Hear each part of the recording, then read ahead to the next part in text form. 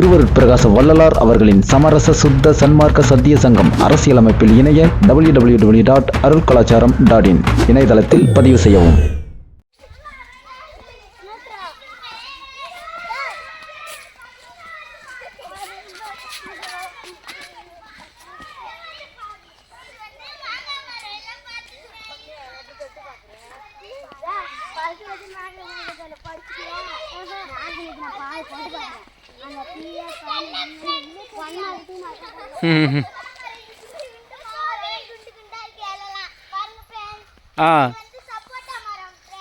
சப்போட்டா மரமா சப்போட்டா மரமா சப்போட்டா மரமா அது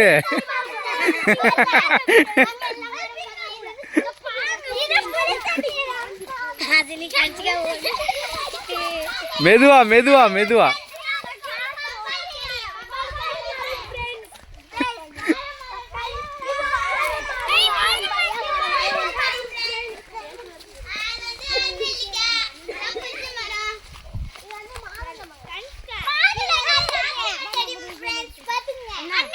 என்ன செடி?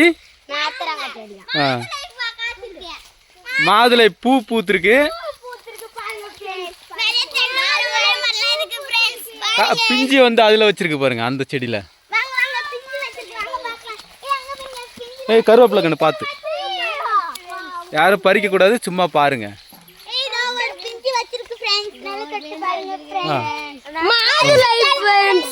இப்போ நம்மளுடைய வகுப்பு நாளைக்கு மரக்கன்றுகள் கொடுக்க போகிறோம் இல்லையா? அந்த மரக்கன்றுகள் வந்து உங்கள் வீட்டு தோட்டம் உருவாக்குறதுக்கான எப்படி அதை பறிக்காதற தங்கம். அது பறிக்காதீங்க. அங்கே நீனா அதை பாருங்கள், எல்லாருமே அதை பார்த்துட்ருங்க.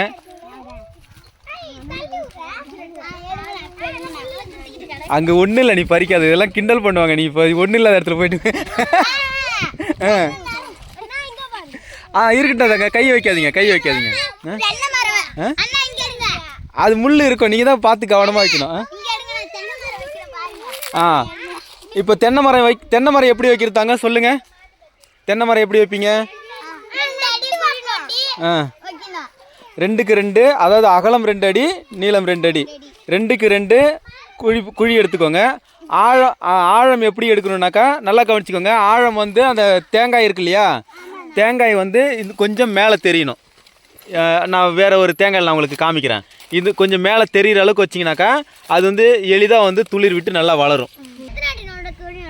அதான்டா 2க்கு 2, அதாவது இதுங்க பாருங்க, நல்லா கவனிச்சிங்க. இங்கே நான் உங்களுக்கு சொல்லி காமிக்கிறேன் பாருங்க, புரியுதா? இங்கே பாருங்க, நல்லா கவனிங்க. 2க்கு 2னா இது ஒரு 2 அடி, இது ஒரு 2 அடி, இது ஒரு 2 அடி, அப்புறம் இது ஒரு 2 அடி. இப்போ இந்த சதுர அளவில் 2க்கு 2 குழி எடுத்துட்டிங்கனாக்கா, இப்போ இந்த இடத்துல வந்து மரக்கன்று வந்து நடுறது இல்லையா, இது அளவுக்கு ஏற்ற மாதிரி குழி எடுத்துக்கலாம். ஆமாம், அதே சமயத்தில் இங்கே கொஞ்சம் மண்ணெல்லாம் வந்து தளர்த்தி விட்டுக்கணும். மண் இல்லைடா தங்க, நீங்கள் குழி எடுக்கும் போதே, ஏன்னா கீழே வந்து மண்ணை தளர்த்தி விட்டிங்கன்னு வச்சுக்கோங்களேன், உங்களுக்கு இல்லை வேர் வந்து உடனே உங்களுக்கு மண்ணில் பதியும். புரியுதா? அதனால் வந்து இந்த அளவுக்கு தான் நீங்கள் எடுக்கணும். இதே மாதிரி உங்கள் வீட்டில் வந்து அந்த ஒரு குறைஞ்சபட்சம் ஒரு 8 அடிக்கு ஒன்று. இங்கே பாருங்கள், இந்த செடிக்கும் இந்த வாழைக்கண்ணுக்கும் எத்தனை அடி இருக்குன்னு பார்த்துங்க. புரியுதா? 8 அடி இருக்குது. இப்போ இந்த 8 அடி தூரத்தில் வந்து வச்சுக்கலாம். இதே தென்னங்கண்ணானுக்கா ஒரு தென்னங்கண்ணுக்கும் இன்னொரு தென்னங்கண்ணுக்கும் 15 அடி கேப் வச்சுக்கணும். புரியுதா? ஒரு 13 ஒரு தென்னங்கண்ணுக்கும், இங்கே பாருங்கள், இந்த இருக்குல்ல தென்னங்கன்று, இந்த தென்னங்கண்ணுக்கும் அந்த தென்னங்கண்ணுக்கும் வந்து 15 அடி. இப்போ இந்த தோட்டத்தை வந்து முழுமையாக பார்த்துக்கோங்க. இது வந்து நான் உங்களுக்கு வகுப்பு எடுக்கிறதுக்காகவே இந்த தோட்டத்தை வந்து நான் உருவாக்கியிருக்கேன்.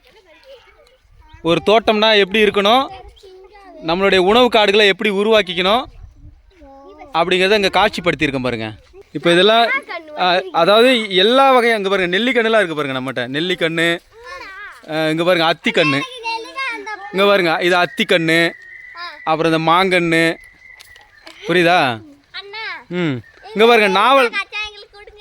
சரி தங்க, பாருங்க இது வந்து கொடுக்காப்புளி கண்ணு கூட நம்மகிட்ட இருக்கு. அப்புறம் இன்னொரு கண்ணுங்க பாருங்க, இது வந்து இலந்தையும் இருக்கு பாருங்க. அதாண்ட தங்க நாட்டு இலந்தை. இதெல்லாம் வந்து நீங்கள் கவனமாக பார்த்துங்க. அதே சமயத்தில் அங்கே பாருங்கள் நாவல் பழம்.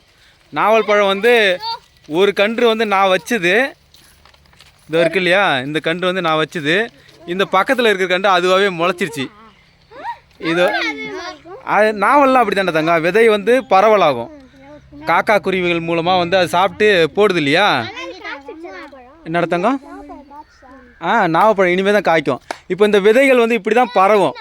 நம்ம நிறைய காடுகளை தங்க அங்கே பாருங்களேன். நம்ம காடுகளை நிறையா உருவாக்கி விட்டோம்னா விதைகள் வந்து ஆட்டோமேட்டிக்காக இப்படி தான் பரவும். நம்ம அந்த மாதிரியான சூழலை தான் நம்ம உருவாக்கணும்.